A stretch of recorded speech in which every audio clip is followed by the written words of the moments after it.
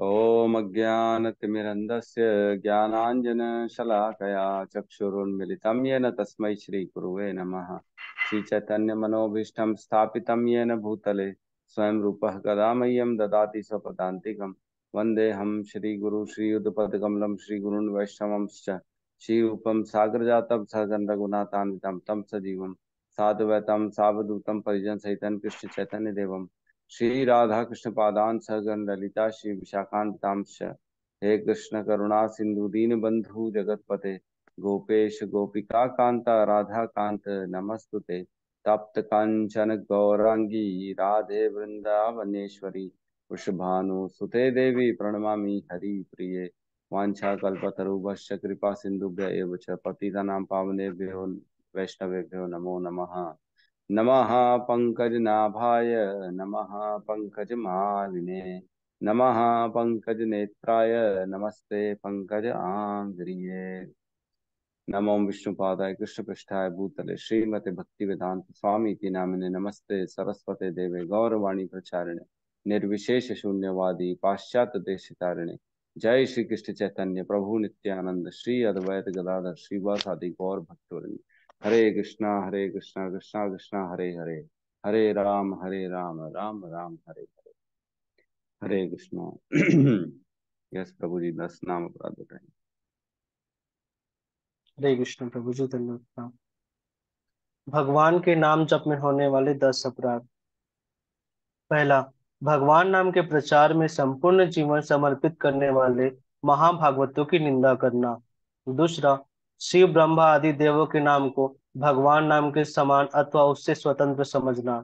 तीसरा, गुरु की अवज्ञा करना अथवा उन्हें साधारण मनुष्य समझना। चौथा, वैदिक शास्त्रों अथवा प्रमाणों का खंडन करना। पांचवा, हरे कृष्ण महामंत्र के जप की महिमा को काल्पनिक समझना। छठवां, पवित्र भगवान नाम में अर्थवाद का आरोप करना। सातवां, नाम के बल पर पाप करना। आठवां, हरे कृष्ण महामंत्र के जप को वेदों में वर्णित एक शुभ सकाम कर्मकांड के समान समझना।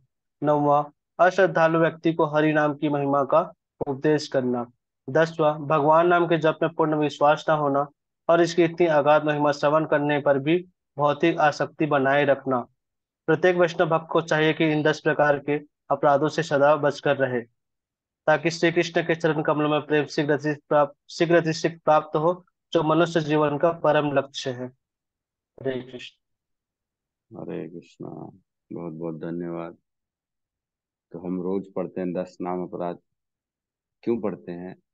क्योंकि हम चैंटिंग कर रहे हैं। मेरे ख्याल से सब लोग चैंटिंग करते होंगे। और चैंटिंग ऐसा भी कोई है क्या जो नहीं करता है हमारे बीच? हैंड रेस करेंगे। चैंटिंग नहीं करने वाले भी कोई हैं क्या? ठीक है, नहीं है। चैंटिंग करते हैं, भले 2 माला करें, 4 माला करें, 6 माला करें, जो करें, लेकिन कमिटमेंट करके करें, भगवान के सामने बोल के करें, प्रभु मैं ये मेरी सेवा है आपके लिए, और मैं ये सेवा इतनी माला करूंगा, रोज आपके नाम का जो है ना, आपके नाम का अपने अंदर स्मरण करूंगा, और आपके नाम का जो है उच्चारण करूंगा। और कृपा करें, मुझे इतनी शक्ति दें और मुझ पे कृपा करें, ताकि मैं इस भव बंधन से, इस जो हम भौतिक संसार में बंधनों में फंसे हुए जन्म मृत्यु के, इससे बाहर निकल सकें। तो बाहर निकलने का जो रास्ता है, वो भगवान ने भगवत गीता के 15वें अध्याय में बताया है ना, कि इस भव बंधन से कैसे बाहर निकले। हमने कल लास्ट पढ़ा 14.26 और 27, है ना, 14.26 और 27, जिसमें हमने पढ़ा माम चयो अव्यभिचारेण भक्ति योगिन सेवते सगुणान एतान समतित्ता सगुणान समतित एतान ब्रह्म भूयाय कल्पते, है ना। मतलब जो मेरी भक्ति अव्यभिचारी भक्ति करता है ना, वो मेरे ही गुणों को, जो है, जो भक्ति योग में लगा रहता है, और जो मेरे ही गुण उत्पन्न किए भौतिक प्रकृति में, उनको पार कर जाता है, सतोगुण रजोगुण तमोगुण को पार कर जाता है और ब्रह्म के स्तर तक पहुंच जाता है। तो ब्रह्म के स्तर तक हमने चर्चा की। बहुत से लोग पहुंचते हैं ना कि सिर्फ भक्ति वाले, बाकी लोग भी पहुंचते हैं। तो जो बाकी लोग पहुंचते हैं और जो भक्ति वाले पहुंचते हैं, उनमें हमने चर्चा कर ली थी कि क्या डिफरेंस है। अब हम उस चर्चा में नहीं जाएंगे। ब्रह्म जो है वो पहला स्तर होता है साक्षात्कार का, भगवान के साक्षात्कार का पहला स्तर ब्रह्म साक्षात्कार, जिसको आत्म साक्षात्कार भी कहते हैं। ठीक है। और उसके बाद होता है परमात्मा का साक्षात्कार, और उसके बाद होता है भगवान का साक्षात्कार। तो अब ब्रह्म तक जो पहुंच गया है, उसके लिए भगवान बताते हैं 14.27 में, ब्रह्मणो ही प्रतिष्ठा अहम, है ना, अमृतस्य अव्ययस्य च शाश्वतस्य धर्मस्य सुसुखस्य एकांतिकस्य च, है ना, कि ऐसे स्तर में जो पहुंच जाता है, वो सारे जो है ऐश्वर्यों को, सुखों को प्राप्त हो जाता है। और वो जो है ना चिंता रहित, शोक रहित हो जाता है। हमने 8 गुण पढ़े थे आत्मा के, जो 8 गुण होते हैं उसको प्राप्त कर लेता है। तो 8 गुण जो हैं वो कौन से हैं? शोक रहित, पाप रहित, मृत्यु रहित, भूख प्यास रहित, जन्म रहित, सत्य संकल्प, सत्य कामी, और एक और कौन सा है? जरा रहित प्रभु जी। जरा रहित। जरा रहित। तो ये सारे गुणों को प्राप्त कर लेता है ब्रह्म भूयाय कल्पते, ब्रह्म के स्तर पे पहुंच। तो ब्रह्म के स्तर में जो पहुंच जाता है, तो अब अर्जुन को ये जो है ना समझ में नहीं आया है कि ब्रह्म के स्तर तक तो पहुंच जाता है, लेकिन उसने अंदर ही ना, उसके अंदर हृदय में अर्जुन के प्रश्न उठे। कौन से प्रश्न उठे? कि जो ये भौतिक संसार है वो कैसे गुणों से बना है ना। गुणों से तो बना है, लेकिन कैसे बना है, और उसका जो है ओरिजिन कहाँ से आया, कैसे, कैसे स्टार्टिंग कैसे होती है इस संसार की। और उसने ये पूछा कि जीव जो इन संसार इसको निकल जाते हैं, वो किस टाइप के जीव होते हैं जो ये गुणों को पार कर जाते हैं। ठीक है। और उसमें ये भी बताया, उसने एक और प्रश्न पूछा कि जीव जो हैं वो ब्रह्मण के लिए जो क्वालिफाई करते हैं, जो ब्रह्म की स्तर को पहुंच जाते हैं, वो क्या ब्रह्म ब्रह्म बन जाते हैं? ब्रह्म मतलब ब्रह्मा, ब्रह्मा बन जाते हैं। तो इस तरह करके, और इस तरह के क्वेश्चन उसके हृदय में आए अर्जुन के। तो फिर भगवान ने ये जो है ना, ये 15.1 2 3 ये तीनों श्लोकों का वर्णन किया। 15.1 2 3 ये जो श्लोक हैं, इसमें भौतिक संसार के बारे का वर्णन है कि ये संसार है कैसा, है ना, कैसे इसकी संरचना हुई है, और कैसे इससे बाहर निकला जा सकता है। बेसिकली हमारे जो है गेट का बात कर रहे हैं, जैसे घर का गेट, प्रवेश का और बाहर निकलने का जो होता है ना, वो कहाँ है उसकी बात चल रही कि कैसे वहां तक पहुंचा जाए और कैसे वहां से निकला जाए। तो इन तीन श्लोकों का उद्देश्य जो है ना, 1 2 3 का, वो सबसे बड़ा उद्देश्य है। 3 उद्देश्य हैं इसमें, आप चाहें तो नोट कर सकते हैं। वैराग्य उत्पन्न करना, और वैराग्य का जो है ना, वैराग्य से ज्ञान की, अपने वैराग्य से ज्ञान को स्थिर करना, या फिर ऐसा भी समझ सकते हैं ज्ञान से वैराग्य की प्राप्ति करना, और वैराग्य की प्राप्ति के बाद अपने आप को स्थिर रखना उसमें, है ना। क्योंकि जब तक हम ज्ञान में नहीं आएंगे और ज्ञान के द्वारा वैराग्य में नहीं आएंगे, तब तक इन सब चीजों का कोई मतलब नहीं है। वैराग्य मीन्स तो सब समझते हैं, अब उसमें हम प्रवेश नहीं करेंगे। वैराग्य मतलब त्याग, स्वेच्छा त्याग, है ना। हमने जैसे पढ़ा था, सतोगुणी व्यक्ति जो है वो आम खाएगा तो एक ही खाएगा, और सबसे अच्छा वाला जो आम है ना, निकाल के एकदम बढ़िया हापूस आम वो निकालेगा, और एक एक बाइट का पूरा आनंद लेगा, बोलेगा वाह। और बैठेगा पहले आराम से, पहले ढंग की जगह में बैठेगा, है ना, माहौल रहेगा। उसके बाद एक आम निकालेगा जो बेस्ट होगा, उसको काटेगा, छीलेगा, धोएगा, और उसके बाद एक एक ग्रहण करेगा, और उसका पूरा हायर टेस्ट तक ले लेगा कि वाह इसका टेस्ट ऐसा है, इसमें तो ये है, इसमें तो ये है। उसके गुण निकालेगा, उसका टेस्ट निकालेगा, मिठास निकालेगा, सब निकालेगा। और रजोगुणी व्यक्ति जो होगा ना, वो आम खाएगा तो वो बोलेगा मैं पूरा खाऊंगा, मैं इतना एक नहीं खाऊंगा, मैं 6 खाऊंगा, है, मैं खाने के पहले भी खाऊंगा, बाद में भी खाऊंगा। है, आम का सीजन आएगा, मैं नहीं छोड़ने वाला हूँ आम को, मैंने पैसे दिए हैं इतने आम के, मेरे को इतने ही आम चाहिए। इस तरह का उसके अंदर भाव रहेगा रजोगुणी व्यक्ति के।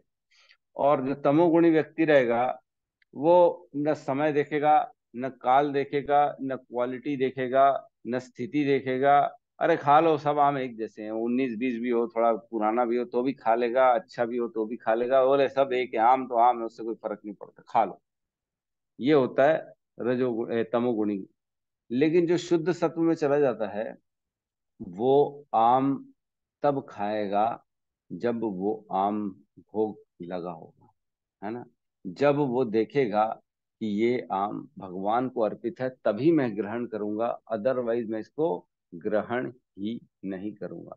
तो बेसिकली ये है क्या, भूख लगेगी तो भी नहीं खाएगा, जब तक भगवान को अर्पित नहीं होगा तब तक नहीं खाएगा। तो ये बेसिकली क्या है, ये वैराग्य है, ये यही ज्ञान है। और इसी ज्ञान के माध्यम से हमें वैराग्य उत्पन्न करना है। हमारे को हमारी इंद्रियों के प्रति जो है ना, उनकी दास नहीं, गो दास नहीं बनना है, हमारे को गो स्वामी बनना है, इंद्रियों का स्वामी बनना है। और हम इंद्रियों को अपने वश में करते हुए सारी चीजों को पहले भगवान को अर्पित करेंगे, फिर अपने लिए स्वीकार करेंगे। ये होता है वैराग्य। अपने लिए कुछ नहीं करना, सब कुछ पहले कृष्ण के लिए करना। वैराग्य ज्ञान से उत्पन्न होता है, और अपने आप को उसमें स्थिर रखना है, तभी हम इस संसार से निकल सकेंगे। और दूसरा इसका उद्देश्य है इन तीनों श्लोकों का, कि कृष्ण ही सर्वोपरि है, सबसे ऊपर कृष्ण है और कोई नहीं है। और थर्ड है, ये जो कृष्ण के हम अंश है ना, हम जीवात्मा जितने भी हैं वो हम कृष्ण के अंश हैं।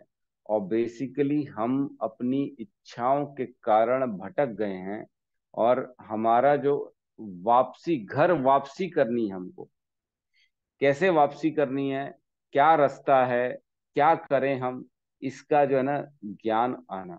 उद्देश्य हमारा पूरा कैसे होगा, जब हम ये समझेंगे कि हम कृष्ण के अंश हैं, और हमको वापस अपने जहाँ पे हम मूल, जहाँ से आए हैं, हमको वापस जाना है, घर वापसी करनी है हमको।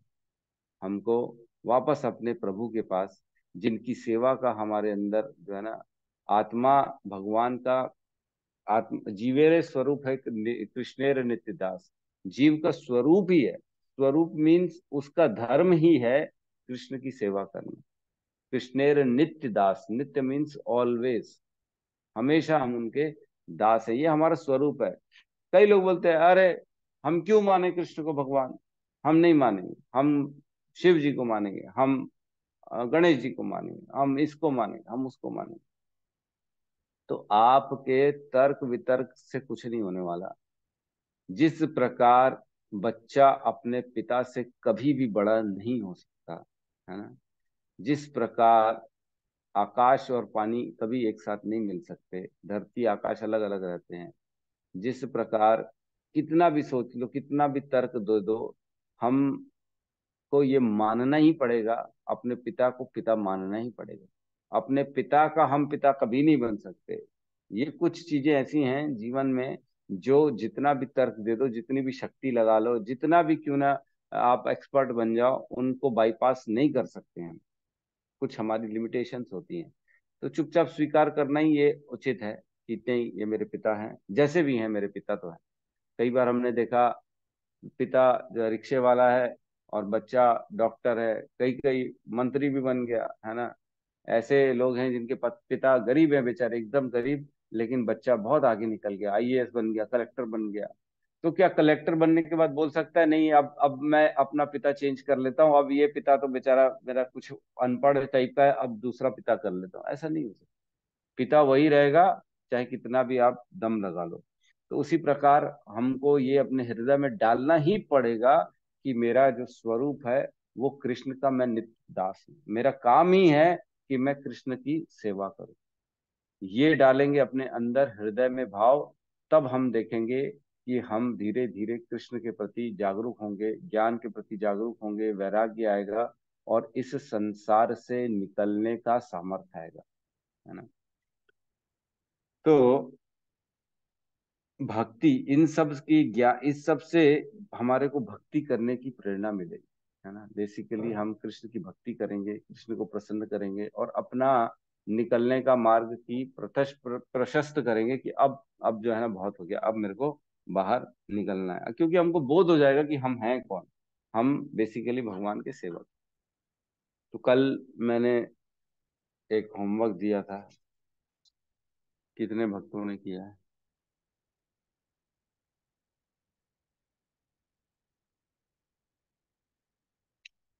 2 लोगों ने किया है, आरती माता जी ने, गौतम प्रभु ने, सोनाली माता जी ने, अनीता माता जी ने, स्वपन प्रभु ने, कुमुद माता जी ने, सत्यम प्रभु जी ने।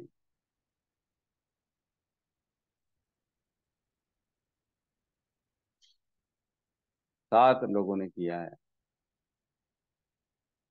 और टोटल हैं 35। 35 में से 7 लोगों ने किया है, 8 लोगों ने किया है। देखिए, पूनम माता जी ने भी किया, ठीक है चलो। हमने कल एक पेड़ की चर्चा की थी। देखिए क्या है, अगर आप लोग खुद करेंगे ना, तो आप लोगों को उसका रियलाइजेशन होगा।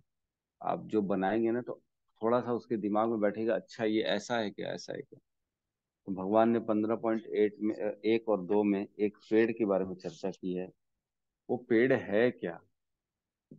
पेड़ जो है ना, वो एक प्रतिबिंब है, एक रिफ्लेक्शन है, हमारे इस संसार का रिफ्लेक्शन है।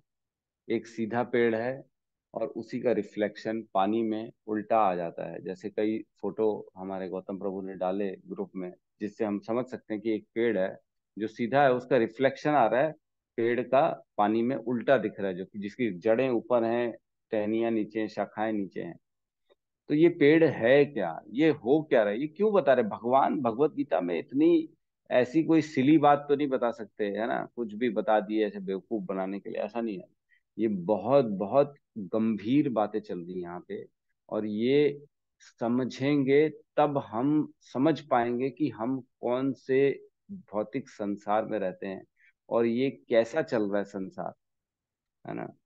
तो एक चीज बता दूं मैं, जैसे रिफ्लेक्शन है ना, रिफ्लेक्शन हमको पानी में दिख रहा है, पेड़ का, है ना, पानी है तभी रिफ्लेक्शन दिख रहा है, पानी नहीं होगा तो रिफ्लेक्शन दिखेगा क्या?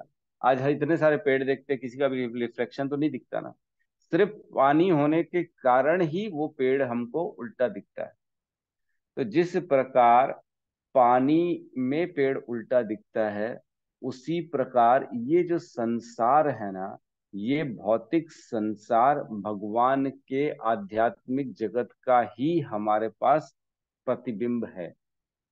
और ये क्यों है? वो जो पानी है इसलिए है, और ये पानी जो है वो यहाँ पे क्या रोल निभा रहा है? हमारी इच्छाओं के कारण ये है। हमारी जो ऊटपटांग इच्छाएं हैं ना, इसी के कारण ये प्रतिबिंब यहाँ पे है ना। जैसे प्रकार पानी है, उसी जिस प्रकार पानी में रिफ्लेक्शन दिख रहा है, उसी प्रकार इच्छाओं के कारण ये भौतिक संसार है। जिस दिन पानी हट जाएगा, उस दिन पेड़ का रिफ्लेक्शन हट जाएगा। जिस दिन इच्छाएं हट जाएंगी, उस दिन भौतिक संसार भी हट जाएगा। हाँ, बहुत इंपॉर्टेंट बातें चल रही हैं, इसको समझिए, अपने चित्त में लीजिए, अपनी बुद्धि में डालिए कि हम जो ये संसार में फंसे हुए हैं, ये इस संसार में इसीलिए फंसे हुए हैं क्योंकि हम इच्छाएं रखते हैं। भगवान मतलब प्रभुपाद के अंत समय में पूछा गया, प्रभुपाद अब आपकी क्या इच्छा है? 1977 में, मेरे ख्याल से अक्टूबर की बात है ये, अक्टूबर में ही प्रभुपाद ने दिया था ना अपना, जो है नित्य लीला में प्रवेश किए थे। किसी को याद है क्या? नहीं यार, ठीक है, अक्टूबर है शायद मेरे ख्याल। तो प्रभुपाद से जब पूछा गया कि प्रभुपाद अब आपकी क्या इच्छा है, तो प्रभुपाद ने बोला अब कोनो इच्छा नहीं, कोई इच्छा नहीं मेरी, क्योंकि इच्छा रहेगी तो इस संसार में दोबारा आना पड़ेगा, है ना। तो हम कल एक पेड़ के बारे में चर्चा की, जो ऊपर है वो स्पिरिचुअल है, वर्ल्ड है, और उसी का प्रतिबिंब नीचे जो है एक भौतिक जगत है। दोनों की जड़ें मिली हुई हैं एक दूसरे के साथ। और जो नीचे वाला जो उल्टा पेड़ है, उसका मूल जो हो रहा है, जो जहाँ जड़ है, वो ब्रह्मा जी है ना। ब्रह्मा जी इस भौतिक संसार के, इस पेड़ के महतत्व के सबसे पहले उत्पन्न प्राणी है ना। पहले प्रधान आता है, फिर हमने पढ़ा महतत्व बनता है। महतत्व में ही जो है ना सारे जो है ना जीवों का प्रवेश होता है, जिसमें गुणों का भी प्रवेश होता है। और उन प्रवेश होने के बाद वो फिर विस्तार होता है ना। तो सबसे पहले ऊपर जो है ना ब्रह्मा जी हैं उस पेड़ में। हमने जो फोटो डाला था, आप सब अपनी भगवत गीता के वो फोटो को भी खोल सकते हैं, ये वाला फोटो है ना, ये वाला फोटो दिख रहा है। इस फोटो को खोलेंगे तो हम इस फोटो से थोड़ा थोड़ा देख के हम चर्चा करेंगे। तो आप अपने सब लोग अपनी भूमिका में ये वाले फोटो को खोलेंगे है ना, जिसमें पेड़ का वर्णन है। इसमें लिखा है, भौतिक जगत रूपी वृक्ष आध्यात्मिक जगत रूपी वास्तविक वृक्ष का प्रतिबिंब मात्र है ना। इसको हम पढ़ेंगे, इसको समझेंगे अच्छे से इस फोटो को।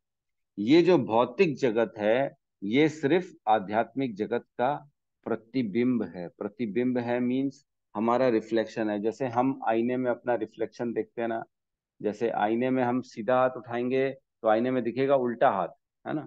यह होता है बड़ा प्रॉब्लम। और इधर दाढ़ी किसी की है सफेद है, इधर सब राइट में सफेद है तो वहां लेफ्ट में दिखेगी, सब उल्टा दिखता है आईने में। तो ये उल्टा है। जो ओरिजिनल है वो ऊपर है, और ये उसी का सिर्फ एक इल्यूशनरी रिफ्लेक्शन मात्र है भौतिक संसार, जो कि उल्टा है। ठीक है, आध्यात्मिक जगत के वहां पे जो चीजें हैं उसकी उल्टी चीजें यहाँ पे दिख रही हैं। जैसे वहां पे जो प्रेम है वो यहाँ आके काम बन जाता है ना, स्त्री पुरुष का काम बन जाता है। वहां पे हमको इंद्रिय सुख जो होता है ना भगवान की प्राप्ति से होता है। लेकिन यहाँ इंद्रिय सुख के लिए जो है ना भौतिक संसार में भटक रहा आदमी, इधर सुख मिल जाए उधर सुख मिल जाए, उल्टा मिल रहा है, उल्टा चल रहा है यहाँ।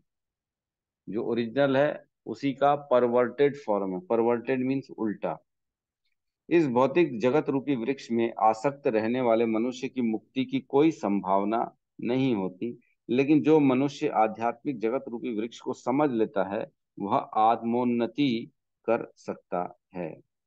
तो सिर्फ हमको समझना है इसको, है ना, समझना बहुत इंपॉर्टेंट है।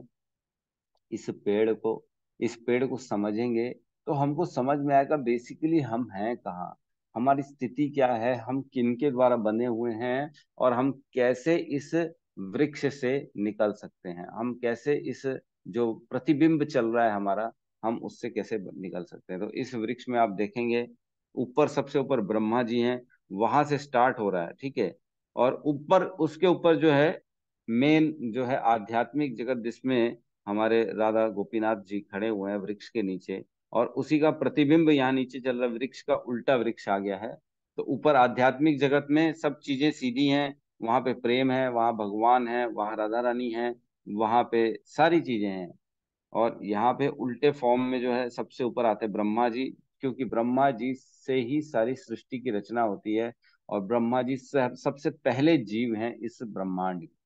ठीक है, जैसे महतत्व बनता है, महतत्व से सबसे पहला जीव जो बनता है वो ब्रह्मा जी बनते हैं, और उसके बाद आगे की रचना होती है। तो हम नीचे देखेंगे अलग अलग शाखाएं बनी हुई हैं, जहाँ पे कोई किसी के साथ संग कर रहा है। एक जगह लिखा है सेंस ग्रेटिफिकेशन सीधे हाथ में, वहां पुरुष स्त्री संग कर रहे हैं। उसके बाजू में लिखा है रिलीजियसटी, जहाँ एक आदमी हाथ जोड़ के खड़ा हुआ है भगवान की पूजा कर रहा है। और बाजू में लिखा है इकोनॉमिक डेवलपमेंट, वहां पे फूल फल उगाए जा रहे हैं, और वहां पे लोग अपना डेवलपमेंट कर रहे हैं, रोड सड़कें बना रहे हैं, कार खरीद रहे हैं, इस टाइप की चीजें हो रही हैं।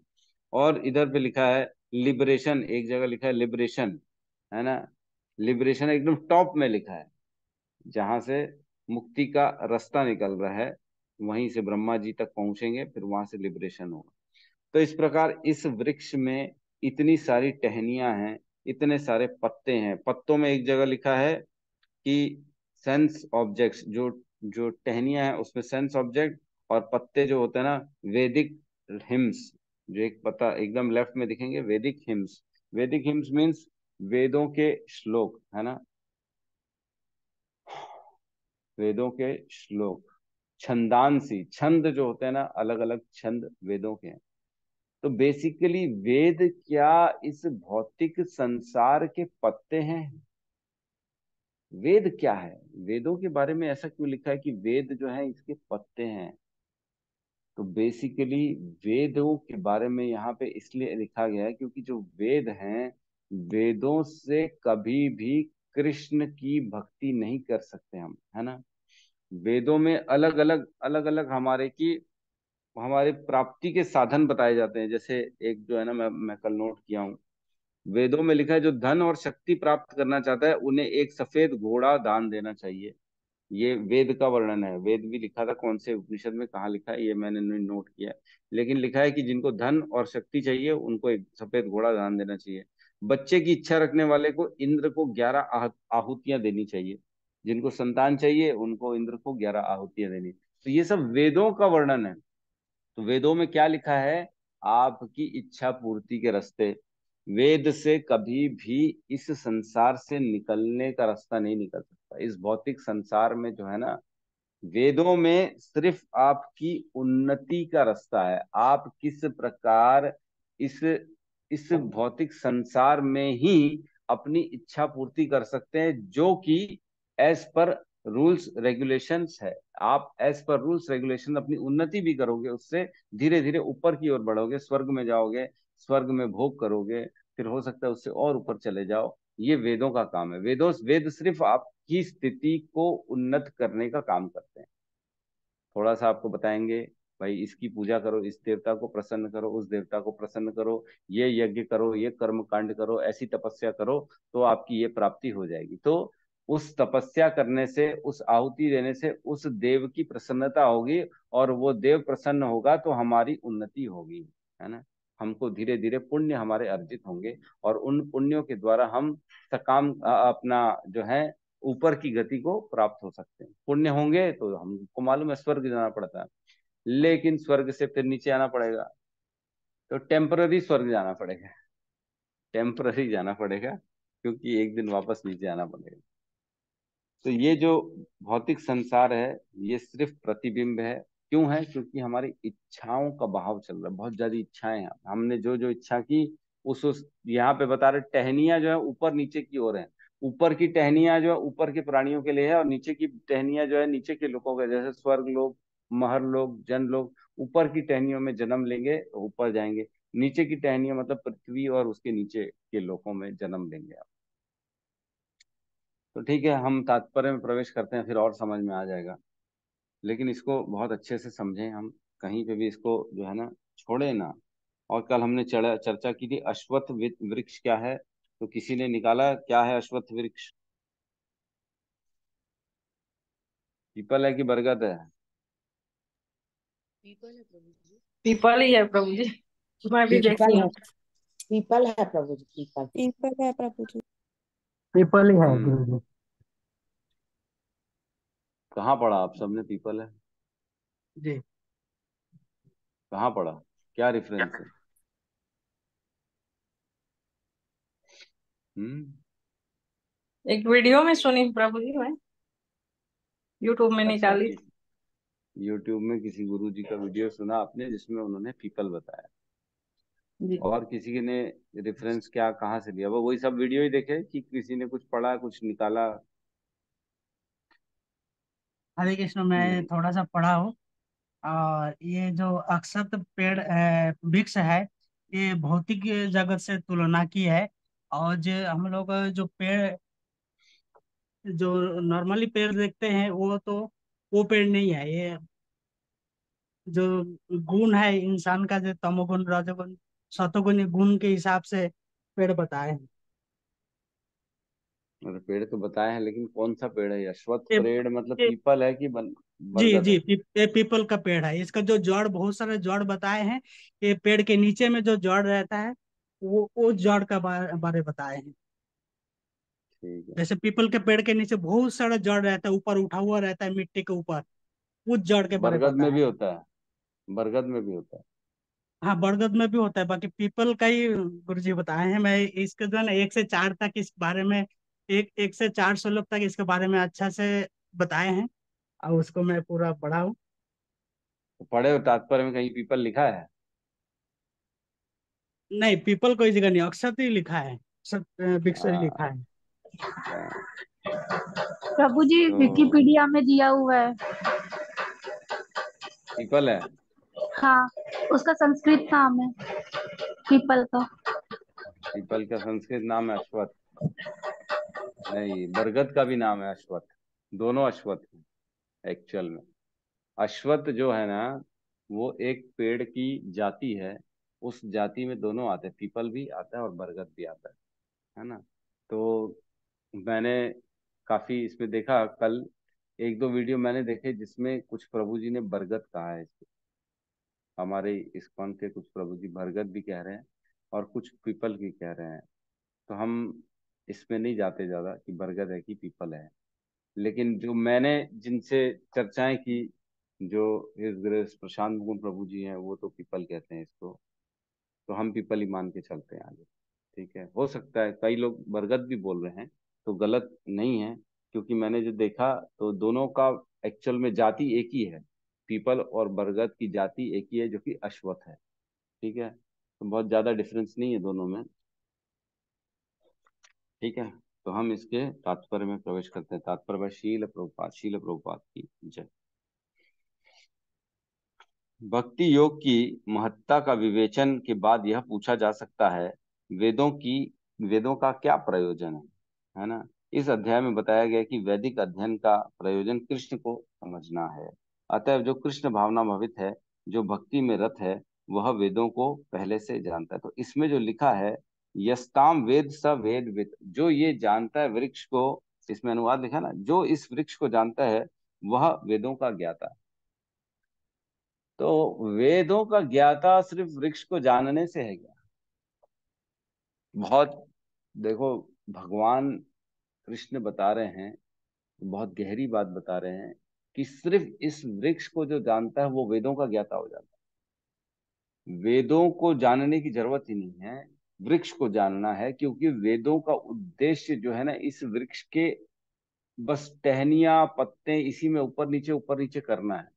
लेकिन जो मैं बता रहा हूं ज्ञान, मैं इस वृक्ष के बाहर की बात बता रहा हूं, मैं इस वृक्ष से बाहर निकलने की बात बता रहा हूं। अच्छा, वृक्ष क्यों बताया गया, इसको वृक्ष की तुलना क्यों दी गई, कोई बता सकता है? वृक्ष क्यों बोला गया?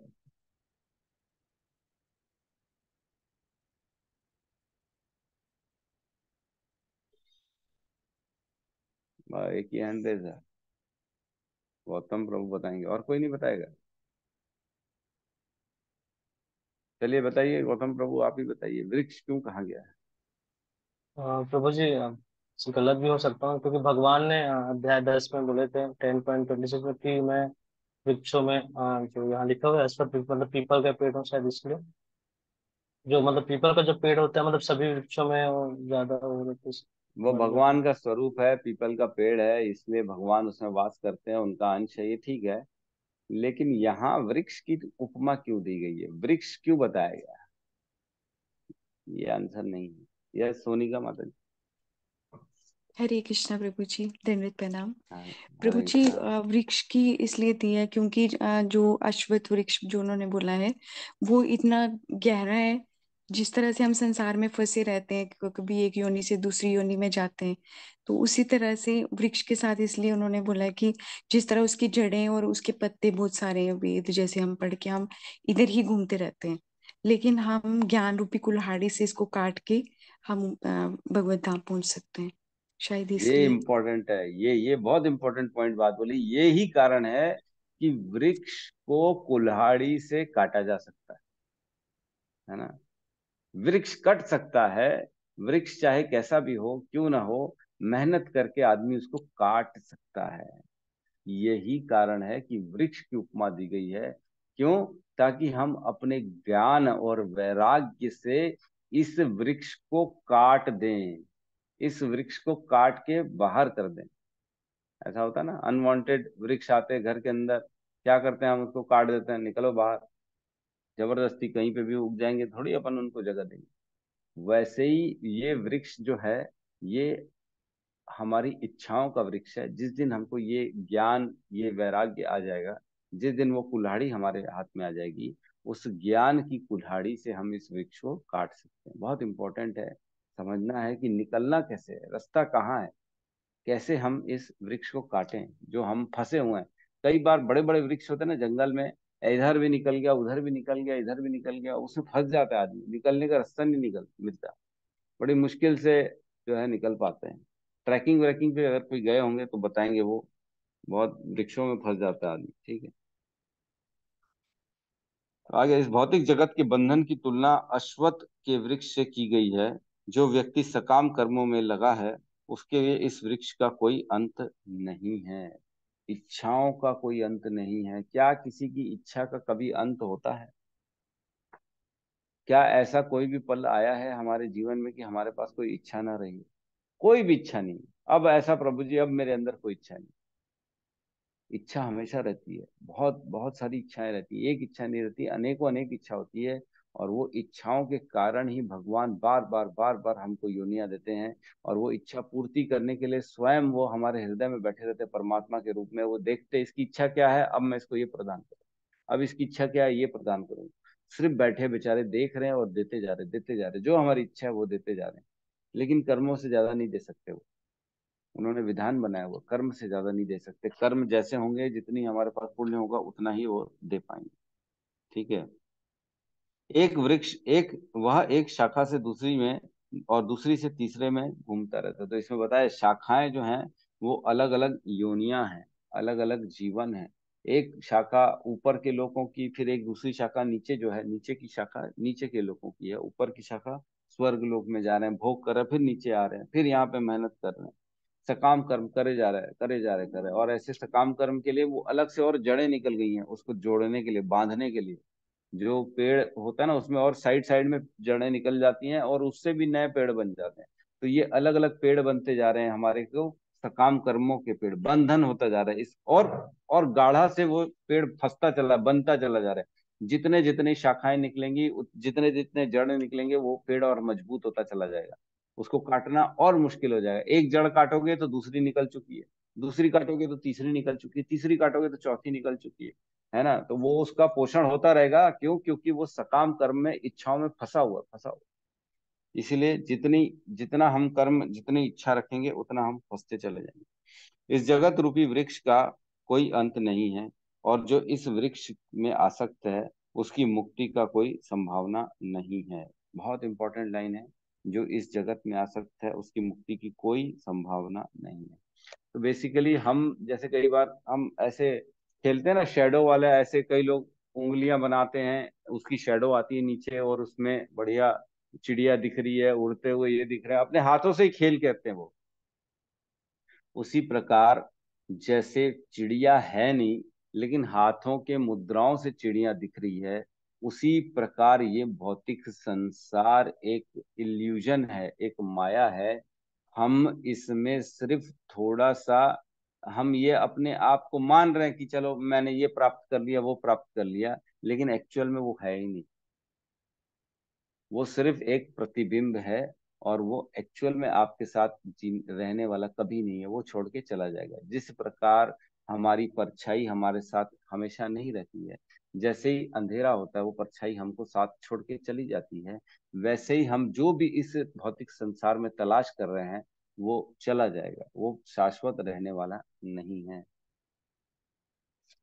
ठीक है, इस वृक्ष की जड़ें ऊपर की ओर बढ़ती हैं, क्योंकि वे इस ब्रह्मांड के सर्वोच्च लोक से प्रारंभ होती है, जहां पर ब्रह्मा स्थित है। हमने चर्चा की, ब्रह्मा से स्टार्ट होती है, सबसे पहले ब्रह्मा जी आते हैं। यदि कोई इस मोह रूपी अविनाशी वृक्ष को समझ लेता है तो वह इससे बाहर निकल सकता है। मोह रूपी अविनाशी, है ना। अविनाशी क्यों कहा गया है ये वृक्ष को? क्योंकि इच्छाएं हमारी अविनाशी है, इच्छाओं का कोई अंत नहीं है। इच्छा, इतनी ज्यादा इच्छा है, ये भी चाहिए, वो भी चाहिए, अपने आप के लिए, अपने घर वालों के लिए, अपने पड़ोसियों के लिए, अपने देश के लिए, अपने समाज के लिए, अपने कॉलोनी के लिए, सबके लिए इच्छाएं रखे हुए हैं हमने। ये हो जाए, वो हो जाए, ये हो जाए, वो हो जाए। तो ये अंत नहीं है, इसलिए इसको अश्वत्थ वृक्ष बोला गया, क्योंकि वो बहुत गहरा है, उसकी जड़ें बहुत सारी हैं, वो बहुत फैला हुआ है, बहुत फैला हुआ है। हमने कल चर्चा की थी बॉटेनिकल गार्डन में जो सबसे बड़ा वृक्ष है वो 12 एकड़ में फैला हुआ है। 12 एकड़, इतना बड़ा वृक्ष है। ठीक है, आगे कहते हैं बाहर निकलने की इसकी इस विधि को जानना आवश्यक है।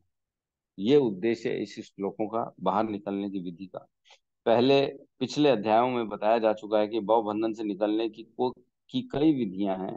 हम 13वें अध्याय तक यह देख चुके हैं कि भगवत भक्ति ही सर्वोत्कृष्ट विधि है। हमने पढ़ा है, जो भक्ति करेगा है ना, माम चयो अव्यभिचारेण भक्ति योगेन सेवते है सगुणान समतीतेतान ब्रह्म भूयाय कल्पते, वो सब पार करके बाहर निकल जाते हैं मेरी भक्ति में लगा रहेगा तो। और भी भगवान ने बहुत जगह बताया कि मेरे भक्तों का कभी नाश नहीं होता, मेरी भक्ति करोगे तो बाहर निकल जाओगे, मेरे स्वभाव को प्राप्त हो जाओगे, है ना। भक्ति का मूल सिद्धांत है भौतिक कार्यों से विरक्ति तथा भगवान के दिव्य सेवा में अनुरक्ति। तो भक्ति का मतलब क्या है? भौतिक कार्यों से विरक्ति। भौतिक कार्य जो कि ये भ्रम में किए जाते हैं कि मैं ये शरीर हूँ, है ना, मैं ये शरीर हूँ और शरीर के संबंध ही संबंध है, शरीर का सुख ही सुख है, इंद्रियों का सुख ही सुख है, और ये मेरे हैं, ये पराये हैं। इस तरह की जो ये भौतिक हमारी पहचान है, इसके कारण हम इसी को सच मान बैठते हैं और इन्हीं के उद्धार का कार्य करते हैं। लेकिन सच तो ये है कि हमको ये शरीर छोड़ना पड़ेगा एक दिन, और शरीर छोड़ेंगे तो सब छूट जाएगा पीछे, कोई अपना नहीं रहेगा, कोई पराया नहीं रहेगा, सब अपना अपना अलग अलग जर्नी करेंगे, सब अपने रास्ते जाएंगे, सब किसी के साथ कोई नहीं जाने वाला है। जो कर लो, जो कमा लो, पैसा कर लो, घर बना लो, है ना, जो करना है सब यहाँ छूट जाएगा, तुम्हारे साथ कोई नहीं जाने वाला। सिर्फ भगवान की भक्ति है जो जाएगी साथ में, है ना। जिस प्रकार अमेरिका में डॉलर चलता है, रुपया नहीं चलता, इंडिया में रुपया चलता है, डॉलर नहीं चलता, उसी प्रकार वहां उस जगत में भक्ति चलती है और यहाँ के सकाम कर्म नहीं चलते हैं। भक्ति चलेगी, के गुण, भक्ति की कीमत, भक्ति का अगर आपने कमाई की है तो वो हमको वहां पे ले जाएगी, अदरवाइज नहीं ले जाएगी। इस अध्याय के प्रारंभ में संसार से आसक्ति तोड़ने की विधि का वर्णन हुआ है। तो बेसिकली ये विधि यही बता रही कि कैसे हम अपने संसार से आसक्ति को काटें, है ना। इस संसार की जड़ें ऊपर की ओर बढ़ती हैं। इसका अर्थ है कि ब्रह्मांड के सर्वोच्च लोक से पूर्ण भौतिक पदार्थ से यह प्रक्रिया शुरू होती है। वहीं से सारे ब्रह्मांड का विस्तार होता है, जिसमें अनेक लोक उनकी शाखाओं के रूप में होते हैं। इसके फल जीवों के कर्मों के फल के, अर्थात धर्म, अर्थ, काम तथा मोक्ष के घोतक हैं। तो बेसिकली ये पेड़ है क्या? ये पेड़ कर क्या रहा है? ये फल दे रहा है धर्म, अर्थ, काम, मोक्ष, इसी में फंसा रहा है। आदमी धर्म करता है, कर्म कांड करता है, अर्थ कमाता है, फिर उससे अपनी काम की इच्छा पूर्ति करता है और मोक्ष की कामना करता है, लेकिन उसको मोक्ष मिलता नहीं है क्योंकि वो सकाम कर्म में फंसा हुआ है। तो इस भौतिक संसार में इसी में चार चतुर्थ पुरुषार्थ बोलते हैं इसको, इसी में फंसे हुए हैं। जब तक हम धर्म को नहीं समझेंगे तब तक हमारा अर्थ बेकार है, काम बेकार है, मोक्ष होगा ही नहीं। सबसे पहला धर्म है जिसको हमको समझना जरूरी है कि बेसिकली धर्म है क्या। ठीक है, यद्यपि संसार में ऐसे वृक्ष का जिसकी शाखाएं नीचे की ओर हैं तथा जड़ें ऊपर की ओर हों कोई अनुभव नहीं है, किंतु बात कुछ ऐसी ही है। ऐसा वृक्ष जलाशय के निकट पाया जा सकता है। हम देख सकते हैं जलाशय के तट पर उगे वृक्ष का प्रतिबिंब जल में पड़ता है तो उसकी जड़ें ऊपर तथा शाखाएं नीचे की ओर दिखती हैं। दूसरे शब्दों में यह जगत रूपी वृक्ष आध्यात्मिक जगत रूपी वास्तविक वृक्ष का प्रतिबिंब मात्र है। तो प्रभुपाद ने क्लियर कर दिया कि रिफ्लेक्शन है, ये आध्यात्मिक जगत का रिफ्लेक्शन है भौतिक संसार। ठीक है, वहां पे यहाँ पे जो है वहां पे भी वो है, लेकिन वो ओरिजिनल फॉर्म में है, यहाँ उल्टे फॉर्म में। प्रेम वहां पे है, यहाँ पे प्रेम जो है ना वो काम का रूप ले लेता है। वहां पे सेवा है, यहाँ पे सेवा जो है ना वो मान प्रतिष्ठा का रूप ले लेती। सेवा तो करते हैं लेकिन मान की आकांक्षा, मान प्रतिष्ठा चाहिए, ये चाहिए, वो चाहिए। वहां सिर्फ भगवान की सेवा है। प्रेम क्या है? कृष्ण का प्रेम है वहां पे, और यहाँ पे संसार का प्रेम है। इससे भी प्रेम, उससे भी प्रेम। एक आजकल तो नया फॉर्मेट हो गया, एक लड़का चार चार लड़कियों से प्रेम कर रहा है, एक लड़की चार चार लड़कों से प्रेम कर रही है, सबको एट अ टाइम व्हाट्सएप चालू है, सबसे चैटिंग चैटिंग चल रही है। चैटिंग निकल रहा है। ठीक है, हम चैटिंग करते तो चैटिंग निकल रहा है, चैटिंग करते हो लोग। दूसरे शब्दों में, यह जगत रूपी वृक्ष आध्यात्मिक जगत रूपी वास्तविक वृक्ष का प्रतिबिंब मात्र है। इस आध्यात्मिक जगत का प्रतिबिंब हमारी इच्छाओं में स्थित है। इस ये देखो, ये यही इंपॉर्टेंट लाइन है, इस आध्यात्मिक जगत का प्रतिबिंब हमारी इच्छाओं में स्थित है। जिस प्रकार वृक्ष का प्रतिबिंब जल में रहता है, इच्छा ही इस प्रतिबिंब भौतिक प्रकाश में वस्तुओं के स्थित होने का कारण। जल के कारण वृक्ष का प्रतिबिंब दिख रहा है, उसी प्रकार इच्छाओं के कारण यह भौतिक संसार दिख रहा है। जिस दिन इच्छा खत्म, उस दिन भौतिक संसार खत्म। उस दिन भगवान आ जाएंगे सामने, साक्षात्कार खड़े हो जाएंगे हाथ पकड़ के, अरे वाह इच्छा खत्म हो गई तेरी, हैं। भगवान सामने बैठ जाएंगे, आपसे चर्चा करने चालू कर देंगे, अच्छा बहुत बढ़िया किया तूने, अपनी इच्छा खत्म कर दी, मैं आ गया हूँ अब तेरे सामने। ठीक है। जो व्यक्ति इस भौतिक जगत से बाहर निकलना चाहता है, उसे वैश्लेषिक अध्ययन के माध्यम से इस वृक्ष को भली भांति जान लेना चाहिए, फिर वह इस वृक्ष से अपना संबंध विच्छेद कर सकता है। वैश्विक अध्ययन मतलब ज्ञान, पढ़ेंगे ज्ञान आएगा, सुनेंगे समझेंगे कि हम हैं कहाँ, इस वृक्ष में कैसे फंसे हैं, और उसको पढ़ने से समझने से इससे निकलने का रास्ता मिल जाएगा। वो कुल्हाड़ी आ जाएगी वैराग्य की, जिससे इच्छाएं खत्म कर देंगे। इच्छा खत्म करेंगे मतलब इस उस कुल्हाड़ी से जैसे जैसे हमने मन को मारा, एक एक बार मन को मारा, नहीं तेरी ये भी इच्छा पूरी नहीं करूंगा, तेरी ये भी इच्छा पूरी नहीं करूंगा, मार रहे मन को, बार बार मार रहे, बार बार मार रहे, एक बार भी नहीं। हर मन जो भौतिक चीज की आसक्ति में लगा है, उस आसक्ति को काटना है। बेसिकली हम इस संसार में, हमको अपने रिश्ते काटने हैं, बनाने नहीं। एक दिन अभी मेरा एक मेरी वाइफ का जो है ना, बहन का बेटा आया था, मतलब फूफा हुआ मैं उसका, बेसिकली मौसी बोलता है मेरी वाइफ को। तो आईआईटी से पढ़ा हुआ है, बहुत बहुत ऊंचे लेवल में आईटीसी में जॉब करता है। हमारे वीडियोस देखता है, वो भी भगवत गीता के वीडियो सारे देखता है वो, और बहुत फॉलो करता है। आया था अभी कुछ दिन पहले, तो मेरे को बोलता है, मौसा जी मैं ना लोगों का दिल नहीं दुखा पाता हूँ, मेरे को ऐसा लगता है निर्मल हृदय होना चाहिए, किसी का दिल न दुखे, और मैं मतलब इस चीजों से उबर नहीं पा रहा हूँ, मैं कैसे करूँ, मेरे को ऐसा लगता है मेरी माँ बाप जो बोल रहे हैं उसको पूरा करूँ, मैं उनकी इच्छाएं पूरा करूँ। वो बोलते हैं तो कई बार मैं उनकी इच्छा रखने के लिए नॉनवेज भी खा लेता हूँ, उनकी इच्छा रखने के लिए मैं कुछ भी कर लेता हूँ। तब मैं उसको समझाया, बेसिकली भाई देखो, हमारा जो ये संसार है ना, इस संसार में हम रिश्ते बनाने नहीं आए, हम रिश्ते काटने आए। हमको रिश्ते काटने हैं, न कि बनाने हैं। और अगर निर्मल हृदय रखना तो एकदम ठीक है कि आपको हृदय निर्मल रखना है, किसी का दिल नहीं दुखाना। वैष्णवों का ये गुण होता है, 3 गुण होते हैं, है ना, जीव दया, नाम रुचि, वैष्णव सेवा। जीवों की दया, दया भाव रखना चाहिए सबके प्रति, जो किसी को कष्ट ना पहुंचाए हम। लेकिन मैंने कहा इसका मतलब ये नहीं है कि अज्ञानी बन के, बेवकूफ बन के उनको फॉलो करें। ज्ञान जो होता है ना, नॉलेज कम्स विथ रिस्पॉन्सिबिलिटी। अगर आपके पास ज्ञान आ गया है, तो ज्ञान के साथ साथ जिम्मेदारी भी आ जाती है। जैसे कि अगर कोई आईएएस बन गया, मतलब उसने उस ज्ञान को अर्जित कर लिया है, तो उसके ऊपर अब जिम्मेदारी भी ज्यादा आ जाएगी देश की, है ना। लेकिन आईएएस नहीं क्लियर कर पाया, नहीं है उसके अंदर इतना ज्ञान, छोटा ही है, नहीं पढ़ा लिखा, तो उसको चपरासी बना दिया जाएगा, जिसके ऊपर जिम्मेदारी नहीं होगी। जितना ज्यादा ज्ञान उतनी ज्यादा जिम्मेदारी, जितना ज्यादा ज्ञानी होगा उतना बड़े ओहदे पे वो बैठेगा।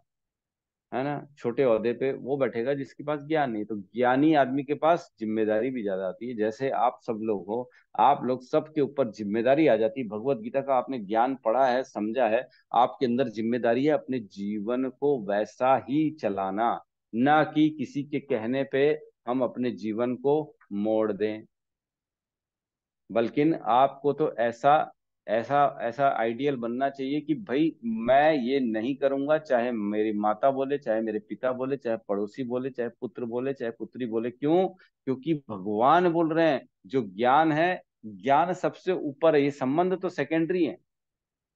संबंध कैसे बनते हैं? जैसे नदी में दो पत्ते कुछ समय के लिए एक कोने में मिले, फिर बाद में बह गए, अलग अलग। वैसे ही संबंध है, माता पिता, पति पत्नी, पुत्र भाई बहन, कुछ समय के लिए साथ मिलेंगे फिर अलग हो जाएंगे। इसका मतलब ये नहीं है कि हम अधर्म के साथ चलें और उनके कहने पे अधर्म को फॉलो करें। धर्म ऑलवेज ऊपर होना चाहिए, चाहे कोई भी क्यों ना हो, कितना ही अपना क्यों ना हो। धर्म के खिलाफ नहीं जाना चाहिए। तो मैं उसको समझाया, भाई तेरे पास ज्ञान आ गया भगवत गीता का, तो तू अपने माता पिता को समझा, उनका बंद करा, और उनको भी थोड़ा सा एलिवेट कर, उनको भी ज्ञानी बना। और मैंने कहा किसी के भी बात पे आके अपना हृदय दौर्बल्यम, इसको बोलते हैं हृदय दौर्बल्यम, हृदय की जो दुर्बलता हो जाती है, हृदय दौर्बल्यम को एकदम स्ट्रांग कर, अपने हृदय को मजबूत कर। अधर्म के साथ कभी नहीं देना हमको। रिश्ते कटे तो कटे, कोई फर्क नहीं पड़ता, भले छूट जाए। कोई माता पिता पति पत्नी छूट जाए तो छूट जाए, लेकिन अधर्म में नहीं जाना है। ठीक है, आगे पढ़ते हैं। यह वृक्ष वास्तविक वृक्ष का प्रतिबिंब होने के कारण वास्तविक प्रतिरूप है। अरे 7 बज गए हैं, फटाफट ये पैराग्राफ पढ़ लेते हैं, ठीक है, फिर कल चर्चा करेंगे। यह वृक्ष वास्तविक वृक्ष का प्रतिबिंब होने के कारण वास्तविक प्रतिरूप है। आध्यात्मिक जगत में सब कुछ है। ब्रह्म के निर्विशेषवादी इस भौतिक वृक्ष का मूल मानते हैं, और सांख्य दर्शन के अनुसार इसी मूल के से पहले प्रकृति पुरुष तथा, और तब 3 गुण निकले, और फिर 5 स्थूल पंच महाभूत, फिर 10 इंद्रियां, दशेंद्रियां, मन आदि। इस प्रकार वे सारे संसार के 24 तत्वों में विभाजित करते हैं। यदि ब्रह्म समस्त अभिव्यक्तियों का केंद्र है, तो एक प्रकार से भौतिक जगत 180 अंश गोलार्ध में है, और दूसरा 180 अंश गोलार्ध में आध्यात्मिक जगत है। क्योंकि यह भौतिक जगत उल्टा प्रतिबिंब है, अतः आध्यात्मिक जगत में भी इसी प्रकार की विविधता होनी चाहिए। प्रकृति परमेश्वर की बहिरंगा शक्ति है, और पुरुष पुरुष साक्षात परमेश्वर है। इसकी व्याख्या भगवत गीता में हो चुकी है। क्योंकि यह अभिव्यक्ति भौतिक है, यह क्षणिक, अतः क्षणिक है। प्रतिबिंब भी क्षणिक होता है, क्योंकि कभी वह दिखता है और कभी नहीं दिखता, परंतु वह स्रोत जहाँ से यह प्रतिबिंबित होता है शाश्वत है। वास्तविक वृक्ष को के भौतिक प्रतिबिंब का विच्छेदन करना होता है। जब कोई कहता है कि अमुक व्यक्ति वेद जानता है, तो इससे समझ जाना चाहिए कि वह इस जगत की आसक्ति से विच्छेद करना जानता है। यदि वह इस विधि को जानता है, तो समझिए कि वह वास्तव में वेदों को जानता है। जो व्यक्ति वेदों के कर्म कांड द्वारा आकृष्ट होता है, वह इस वृक्ष की सुंदर हरी पत्तियों से आकृष्ट होता है। वह वेदों के वास्तविक उद्देश्य को नहीं जानता। वेदों का उद्देश्य भगवान ने स्वयं प्रकट किया है, और वह इस प्रतिबिंब वृक्ष को काट कर आध्यात्मिक जगत में वास्तविक वृक्ष को प्राप्त करना है। तो बेसिकली वेदों का उद्देश्य सिर्फ यहाँ से निकलना है, यहाँ से बाहर निकलना है। तो 2.44, 43 और 45 खोलेंगे, एक मिनट। 42 और 43, 2.42, 43, पेज नंबर 99, इसमें कहा गया है, अल्पज्ञानी मनुष्य वेदों की उन अलंकारिक शब्दों के प्रति अत्यधिक आसक्त रहते हैं, जो स्वर्ग की प्राप्ति, अच्छे जन्म, शक्ति इत्यादि के लिए विविध सकाम कर्म करने की संस्तुति करते हैं।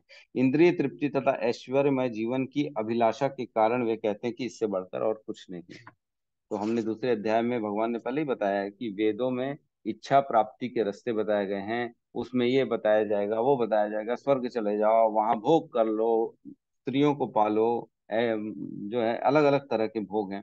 लेकिन 45 में फिर भगवान ने बताया कि वेदों में मुख्यतः प्रकृति के तीनों गुणों का वर्णन हुआ है। हे अर्जुन, इन तीनों गुणों से ऊपर उठो। समस्त द्वैत तथा लाभ तथा सुरक्षा की सारी चिंताओं से मुक्त होकर आत्मपरायण बनो। तो भगवान ने बताया कि इन वेदों में फंसो मत। वेद तुम्हारी इच्छा प्राप्ति के रास्ते बताते हैं और इससे ऊपर उठो। वेदों में फंसोगे तो हरी पत्तियों में फंस जाओगे। अच्छा, सुंदर लगता है ना हरा हरा पेड़, वैसा हरा हरा दिखेगा वेदों से।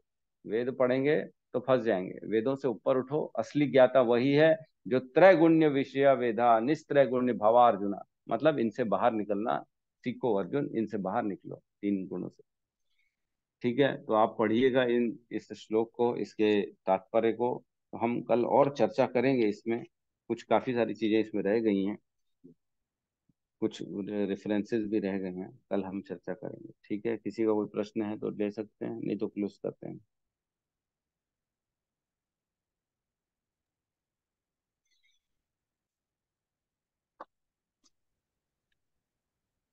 ठीक है, किसी को कुछ कहना नहीं है। कल भड़क पूछेंगे क्यों रह प्रभु जी। जाते? कल करेंगे। ठीक है। ठीक है, क्या है, पढ़ेंगे तो समझेंगे, समझेंगे तो प्रश्न उठेगा, प्रश्न उठेगा, संशय उठेगा, संशय क्लियर नहीं होगा तो फंस जाएंगे। संशय क्लियर करना जरूरी है। तो कल पूछिएगा, आज रहने देते, समय हो गया है। ले दे के हमने आज तात्पर्य को पढ़ लिया है। कल और इसमें चर्चा करके फिर सेकंड थर्ड पढ़ेंगे। कोशिश करेंगे सेकंड भी कल कर। ठीक है, तो यहाँ पे सब मिलके हरे कृष्ण महामंत्र का जाप कर लेते हैं। हरे कृष्णा हरे हरे कृष्णा कृष्णा हरे कृष्णा हरे कृष्णा कृष्णा हरे कृष्णा कृष्णा हरे कृष्णा हरे हरे हरे, हरे हरे राम हरे राम हरे राम राम हरे राम हरे हरे। राम हरे हरे। राम हरे हरे। सभी सभी भक्त भक्त वृंद की जय। जय जगत गुरु जय शील प्रभुपाद की जय। जय और फिर हरि हरि बोल। हरि हरि हरि हरि हरि हरि। हरी हरी।